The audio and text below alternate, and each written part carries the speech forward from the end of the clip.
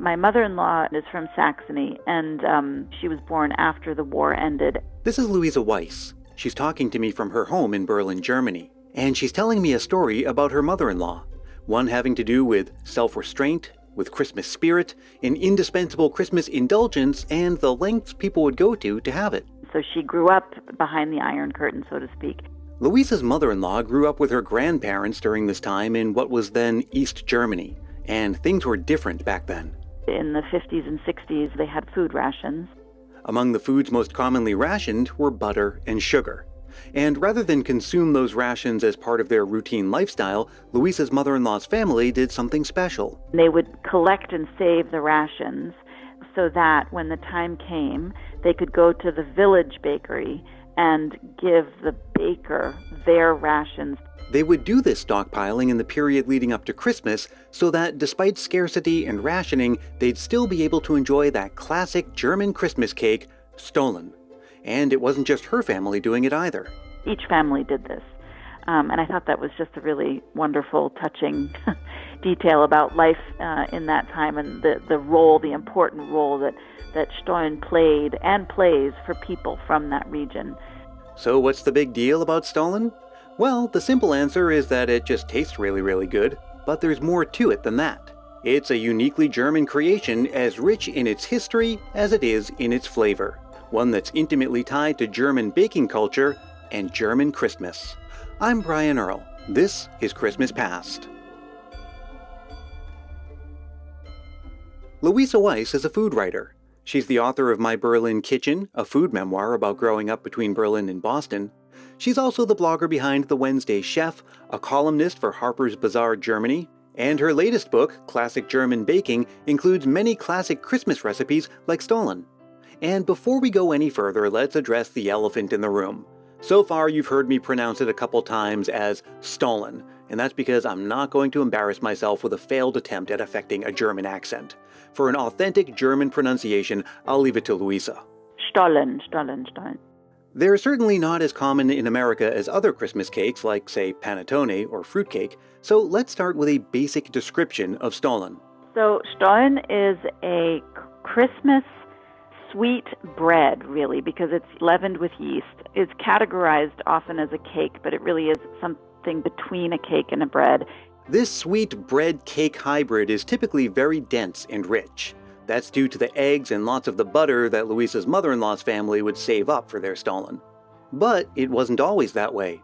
Stollen likely goes back to the 14th century, though early versions had no special connection to Christmas, and they were made mostly from flour, oats, and water. But in the 15th century, we see the first time that Stollen was produced at Christmas time, or more specifically, for the Advent season. Now, the thing about the Advent season in the 15th century in Germany is that during that time, bakers were not allowed to use butter. Not without facing a hefty fine anyway, because Advent was a time of fasting and restraint. They were limited to using oil, which produced a less appealing product. And this just wouldn't do. So the Duke of Saxony and his brother went to Pope Nicholas V to ask for a waiver. He refused, but a later pope, Pope Innocent VIII, changed the rule, and he did so in a letter that would go down in history to become known as the Butter Letter. Other ingredients can vary, but may include chopped nuts, raisins, and other dried fruits, and a small amount of rum. And all of this is spiced with those familiar warm winter spices so closely associated with Christmas baking. The spice mixture that Germans call Lebkuchengewürz, which is just gingerbread spices, that's very, very typical. Those flavors of cinnamon, cloves, warm spices in that direction, that's very, very typical for Christmas baking. You would rarely find a German cake or cookie flavored with those flavors that isn't eaten at Christmas time. Another very common variation is to bake a thick roll of marzipan into the center of the loaf so that each slice contains a piece of marzipan in the center. And still other variations take Stollen in different directions. So you can get something called Mandelstollen, which is almond Stollen that doesn't have any raisins in it and instead has a lot of slivered almonds instead. Or there's Quarkstollen, which is made with quark, it's this fresh cheese that's made from buttermilk, and it has a quite different flavor. It's much more sweet and sour and sort of milky than it is rich and buttery. These variations often have to do with the region they come from, And while all Stollen may be good Stollen, many agree that one stands apart. The place that's most famous for Stollen is the town of Dresden in East Germany. And Dresdner Stollen, I think it's also called Dresdner Christstollen, is considered the sort of pinnacle of German Stollen. As a matter of fact, Dresden Stollen today is made only by a select group of bakeries under the supervision of the Stollen Association, which is totally a thing. And it appoints an independent council to oversee production and grant their official seal of approval. But however much variation Stollen can have, there's one thing that never changes. It's always made in the shape of a swaddled baby. That's the typical shape is supposed to represent the swaddled baby Jesus, and it's covered in this extremely thick coating of powdered sugar. Now, of course, baking and Christmas go together, but it's also true that baking and Germany go together, much, much more so than in other cultures. The afternoon cake break is really considered like the fourth meal of the day, or the third, if you consider the fourth being dinner. Lots of people still stop for a cake break in the afternoon, and the cake baking culture is very alive and well.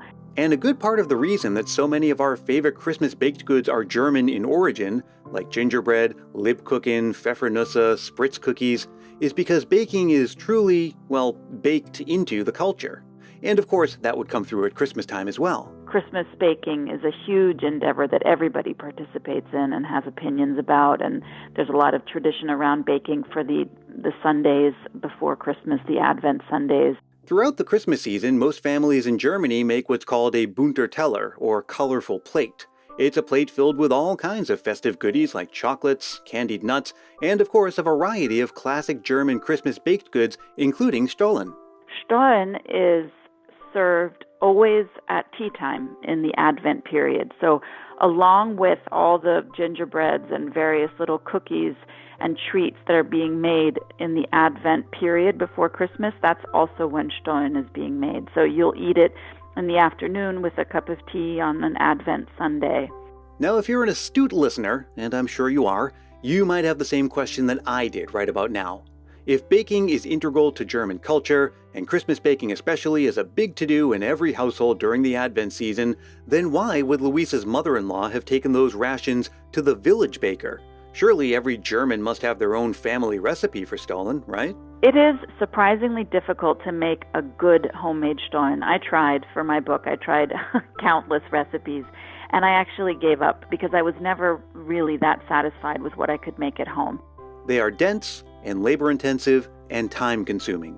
Most people would bake a Stollen in late November and then let it sit in their pantry for a couple weeks before cutting into it. Stollen is meant to be sort of ripened after baking. That may help explain why there's a Stollen Association and an exclusive guild of bakers whose product earns a seal of approval.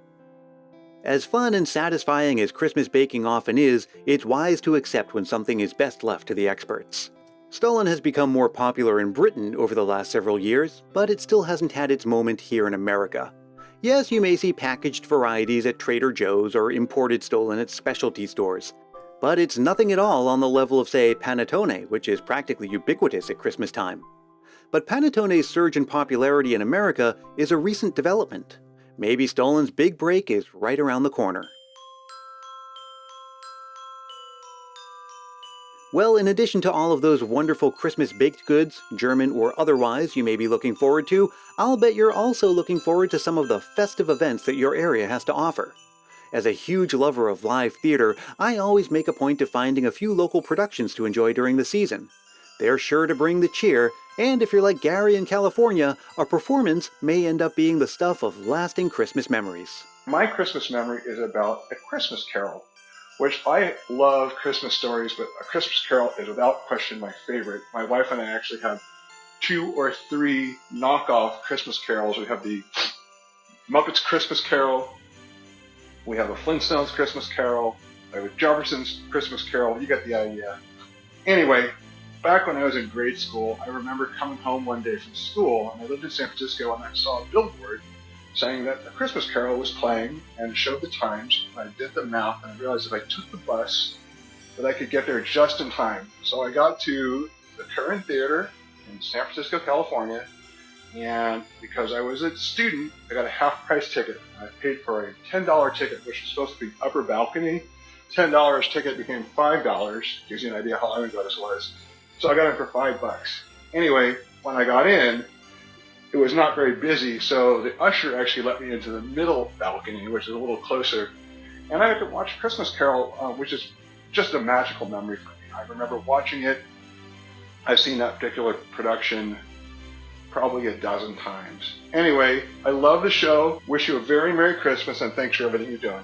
Well, now it's over to you. What Christmas memories are on your mind this season? Why not share one of them with the rest of the Christmas Past family? There's still time to send one, and all you have to do is record yourself speaking into your phone's voice memo app and send it to christmaspastpodcast@gmail.com.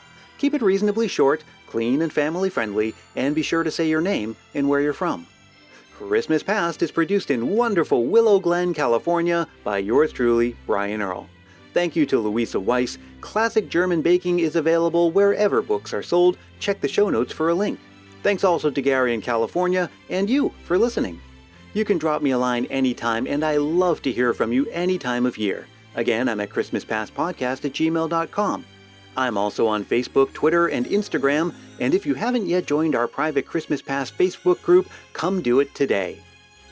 And hey, if you're really feeling the Christmas spirit, why not help more people discover the show? It's as easy as telling a friend about it or leaving a review on Apple Podcasts. If you do leave a review, I'll send you a Christmas Past sticker, and a handwritten Christmas card is my way of saying thanks. Reach out for details, and until we meet again, may your days be merry and bright.